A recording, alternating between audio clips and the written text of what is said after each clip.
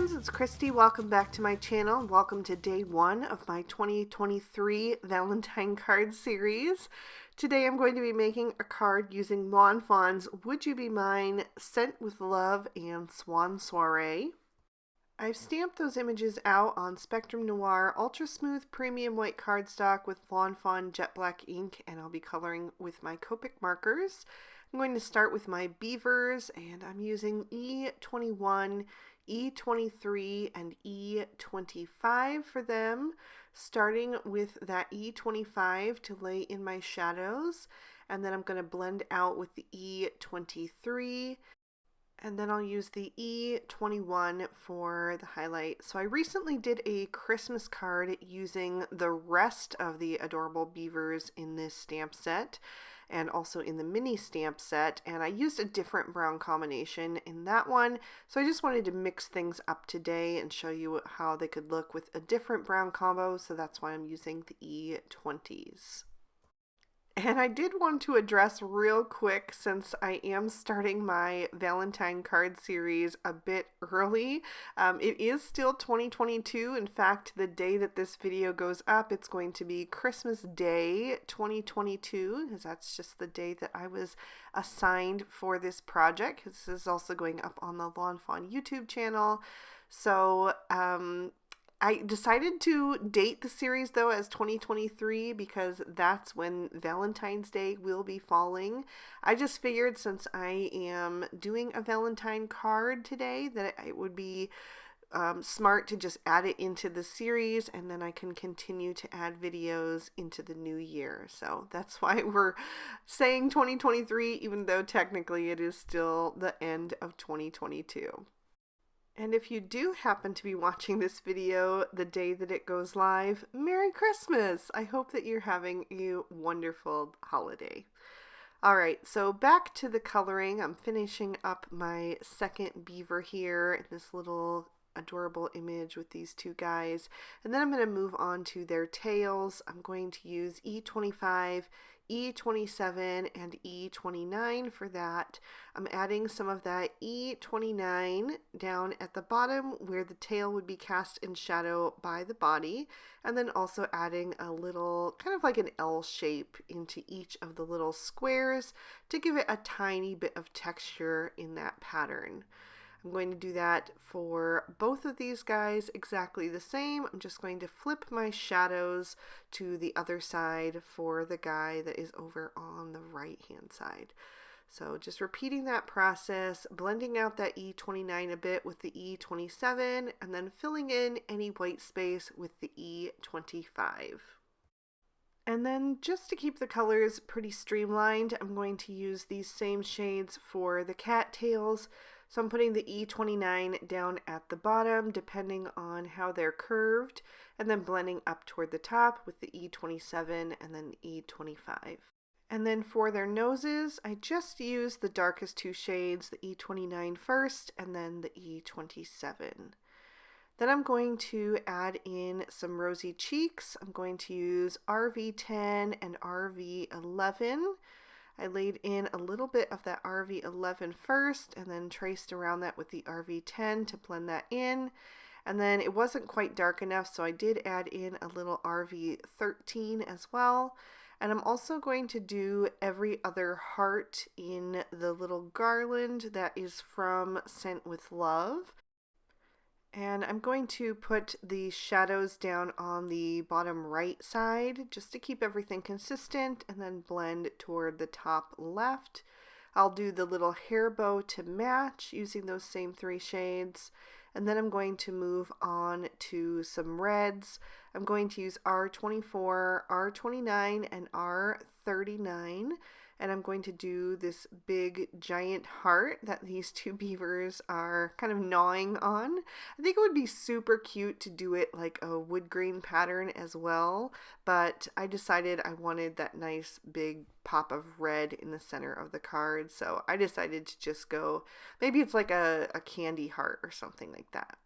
So I kept it with the same shadows as I did on the garland. So the shadows are down on the bottom right hand side, and then I'm working my way toward the top left with the R29, and then I'll fill in the center with the R24 because it has that nice bright warmth to it that just really makes this combo so beautiful, I think. So once I have that heart filled in, I'm also going to do the rest of the hearts in that little garland. I decided to just stick with the traditional Valentine red and pink for that. And I'm going to do my shadows the same as I did on the pink ones, using the R39 first, and then blending out with the R29, and then the R24. And I will do the little trio of hearts the same as well. And those I just decided to do all in red. So I'm just going to use the pink as a smaller accent. So once I'm done with my reds, I'm going to move on to another brown combo. I didn't want to use the same browns as I used on my beavers. That way they will still continue to stand out as the focal point in this scene that I'm going to be building. So I decided to go with the E50s. They aren't quite as rich as the shades I used on the beavers, but they're still nice and warm, so they work well for wood. So I started down at the bottom of this log with E57 and put a shadow down where that sun wouldn't be hitting, where it's kind of rolled toward the ground. And then I blended up with the E55. Then I'm going to come in with the E53 and always just making sure to catch the edge of the previous shade. So I'm just going over not the entire part, but just a little bit of it so that I get a nice smooth blend. And then I added a little of that E53 into the cut side. Then I moved on to the E51 for the highlight at the top and added that to the cut side, and then just a little E50 on the cut side to finish it off. And then I'm going to switch to some greens for my little grasses on my cattails. I'm using G21, G24, and G28 for those. Started with the G28 and just put it kind of in the way that the grass is curved away from the sun. And then I'm going to blend that out with the G24. And I just left a little bit of space on the very tips of each of those little blades for the highlight, which will be with the G21. So I'm just going to finish those, and that is going to complete the coloring. So I'm going to grab a black Sakura Jelly Roll pen and just go over the eye of the one beaver that has his eye open, and then I'll trim these images out with their matching dies. Next, I'm going to start working on the different elements for my background, and they are all created out of Bristol Smooth Surface cardstock. And I'm going to blend on some Salvage Patina Distress Oxide ink. So the first section that I'm working on is the sky, so I'm using the cloudy stencil to create some nice cloud formations and turning that stencil so that I get different clouds as I go down the panel. I'm only going to have a little bit of the sky showing, so it didn't need to be very big. So I'm going to finish this one up and then just add a little bit of color down below so it isn't quite so stark white and it matches kind of the glow of the rest of the panel. And then I will set this one aside, and the next piece I'm going to bring in is using the Bayou backdrops. I'm actually going to turn it upside down because I want it to look like all of these wild grasses are kind of poking through the snow and they are frozen and frosty.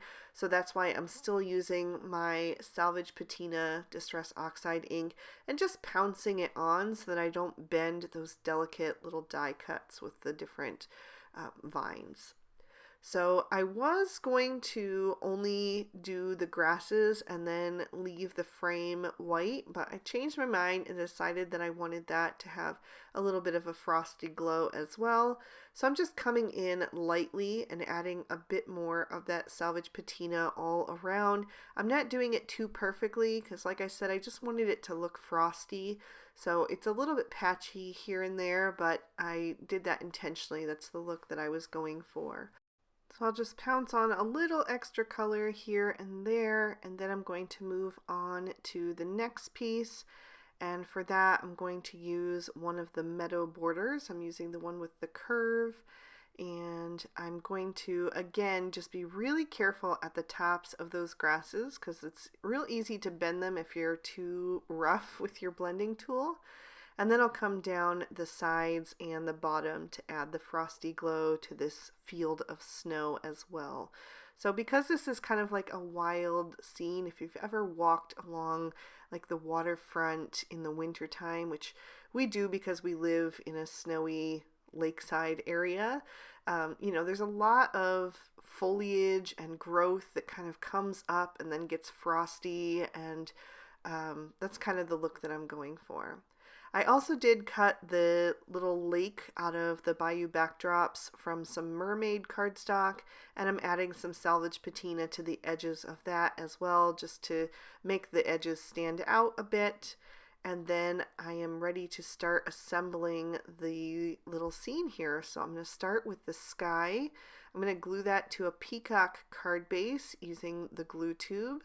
Just make sure that it is on there nice and straight. And then the next piece I'm going to use is the meadow border. So that's going to overlap that sky so that you just see a little bit of it on the horizon. And then I'll take the pond and I'm going to add that right below the grasses and just kind of put a little bit of space in between so you can see the bank on the other side of the pond. And then I've added some Scotch 3M foam tape to the Bayou backdrops frame. I've cut down some really thin strips so that it will be very well supported, but just give me a little bit of lift. And I even put a couple little teeny pieces behind those vines so they would be well supported too.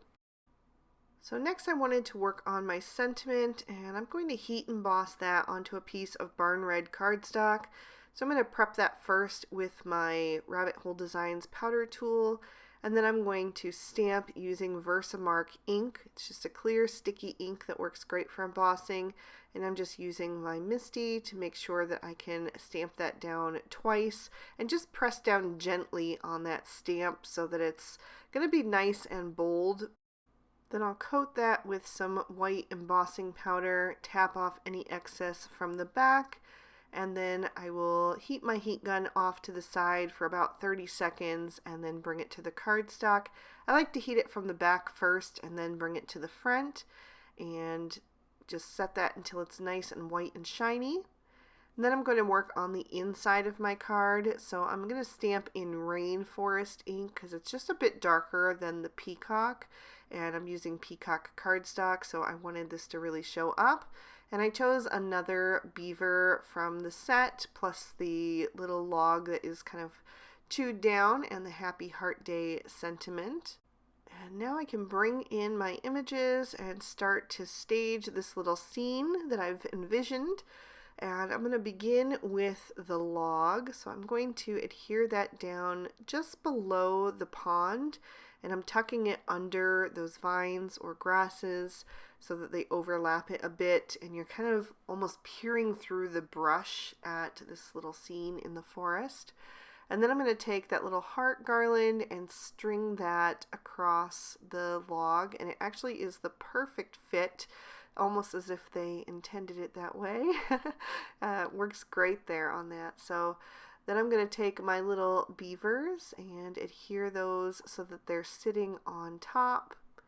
So I'll just add them into place. So cute. I just adore this set. I think they're so darling. So then I just have a few accessory images that I'm going to use to kind of continue the scene and just incorporate all the stamped images a bit more. So we're going to have some cattails poking out of the snow on the opposite shoreline there. So I'm just tucking them under the edge of the pond. And then I also have the two grasses. So I'm going to put one on each side as well because I like my cards to be balanced a lot of the time. I just really like symmetry. So if I have something on the left, I usually have something to balance it out on the right. That's just my personal preference. And then I have the little trio of hearts. The die actually cuts out two of the hearts together and one separate, so you can use that however you want it. But I'm going to just put them right above there kind of filling up the space in between the cattails. And then I have the little bow that I'm going to add to the beaver on the right. Then I'll grab my sentiment strip, and I selectively trimmed that down with the Everyday Sentiment banners, so I just kind of adjusted it to make it a bit shorter so it would fit the phrase. And I'm going to glue that down right above the frame below the little log. And of course I had to add a bit of shimmer to finish off this card, so I'm going to take my favorite Stardust stickles and add that to the large heart. You could also stamp another phrase there. They have some different phrases that fit perfectly inside that heart, but I knew that I was going to want some glitter there, so I left it nice and plain for today. I'm also going to add some glitter to the hearts in the garland and the little trio. And that is going to finish up this card. So I will lift that up to the camera so you can see all of the detail and how that stickles looks as it catches the light. And I'll give you another peek at the inside as well. I hope you guys enjoyed this one. I know a lot of you guys were so sad to see the holiday card series ending. It's your favorite series. It's mine too. But I hope this will encourage you that we've got another series coming. So if you did enjoy it, go ahead and hit that like button. And if you'd like to watch it again, you can find it on the Lawn Fawn YouTube channel. I would love for you to go take a look and leave me a comment over there. All of the products I use will be listed and linked for you down below, and if you'd like to keep watching, here's day 1 of the previous 2 years of Valentine Card Series. Thanks so much for watching. Bye-bye.